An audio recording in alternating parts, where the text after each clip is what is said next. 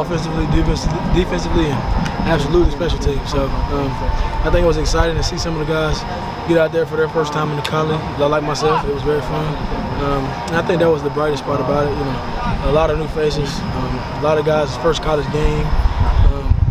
And it was an awesome show for us to not have played at the best we could have played. So I mean, you come out of that film session pretty excited. I'm sure, like Coach Riley and Coach Pope said. So you said right after the game it was maybe it's the rush lanes got you guys on a couple of the plays. Is that essentially what you saw in the film?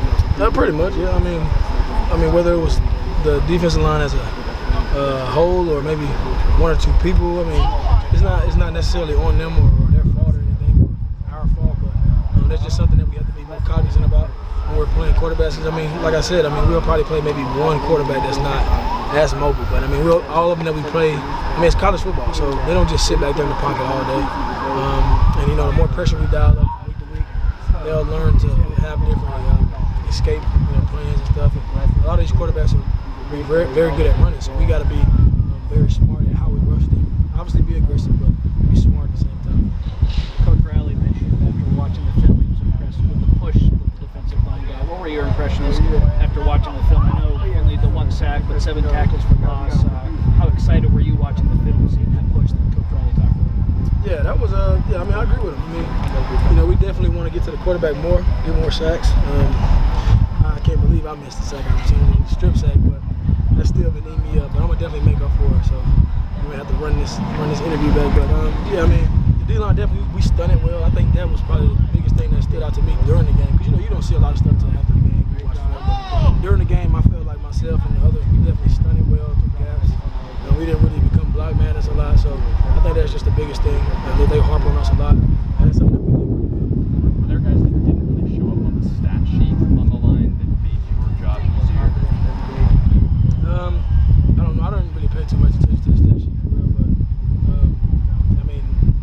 I know for a fact that Barrett, KB, having them guys in the middle, Stanley, Elijah, the freshman, a lot of them guys. I can't think exactly who was at the time. I can't remember, but a lot of them guys that eat up the middle, man, they make it very easy.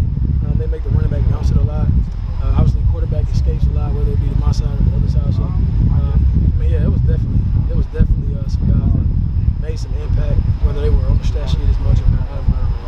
You got a pretty good shot on Cordero. I'm just kind of curious, in this day and age when the quarterbacks are so protected, how do you gauge that? Like when you know you're about to get there, are you even thinking about? I don't think about that at all. I'm thinking.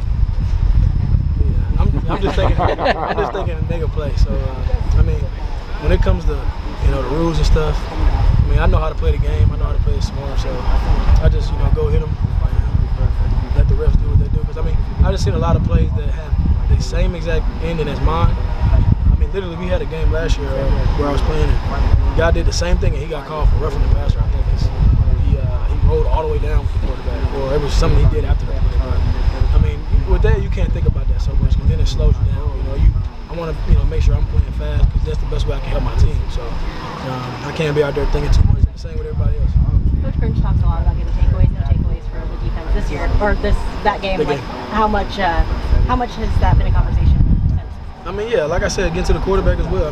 There's been two things, not only for myself that I've been eating myself up about, but the defense. We just been keeping that focus. Not really getting down there ourselves, but just making sure that becomes the main thing. Because at the end of the day, we can go 3 and out, and we can shut somebody out. But if we don't get any takeaways or sack fumble, or sack maybe, but we don't get a sack fumble or some type of turnover, then we don't really help the offense out that much.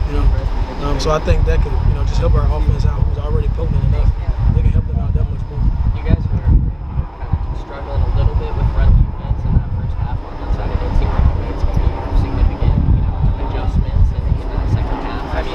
What did you see as far as just kind of improvements just in that game as far as containment of the run, the quarterback running back, what have you? It's just all about playing together.